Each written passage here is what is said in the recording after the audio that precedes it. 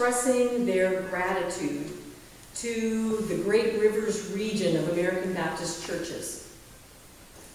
Many Baptist churches are taking their World Mission Offering in this month.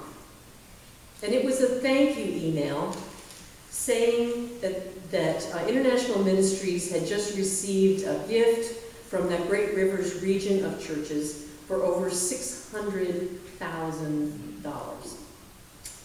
It was a gift intended to support some of the missionaries and the needs of the people that they were serving with, and for church planting that was going on around the world. The executive minister of that region, his name is Reverend Paul Gibson, explained in the email how they had come to that act of outrageous generosity, as he put it. There had been an estate gift to the region that had been in limbo for several years in the courts, and it was about to be settled. And the plan had been that they would give 10% as a tithe to mission work, and 90% of that estate would be used for projects and churches in the Great Rivers region, which is Illinois and Missouri.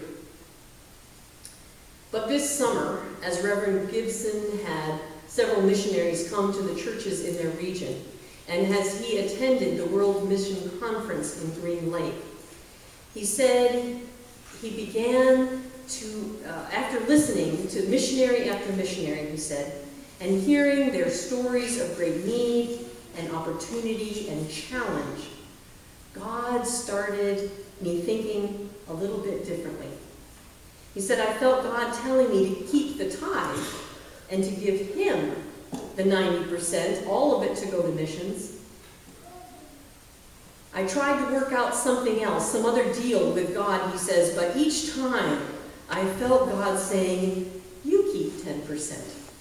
Give me 90%.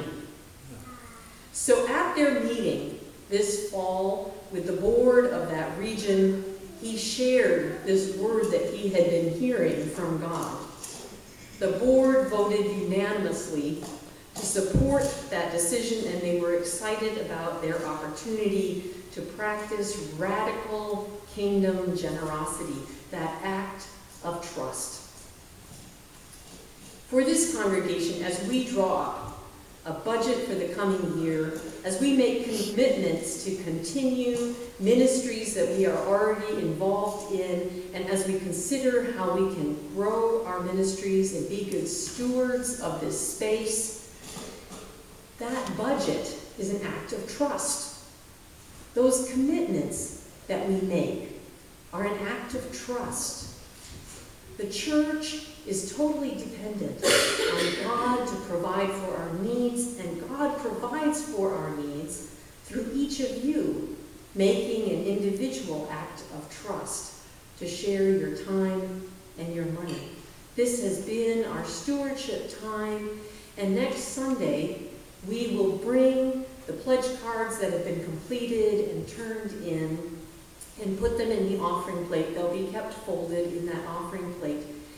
So if you haven't completed a pledge card, I want to encourage you to continue to pray about it this week. So perhaps you can bring it in next Sunday. That's not a deadline. We'll still take pledge cards after that.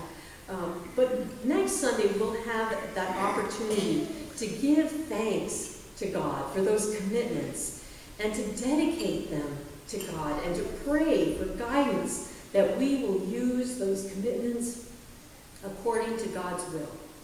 We will celebrate the trust that God has given us and the faith that is ours. I want to invite you to look at the picture on the screen again.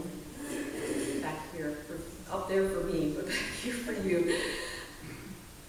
This week, when the world tells you to go it alone, reject that message and lean on Jesus, trusting God like that little child. This week, when the world tells you to do it yourself and trust no one, reject that message and lean on Jesus, trusting God like a little child. And when the world tells you that God helps those who help themselves, reject that message and lean on Jesus, trusting God like a little child. I'd like to invite the praise team to come up again for our final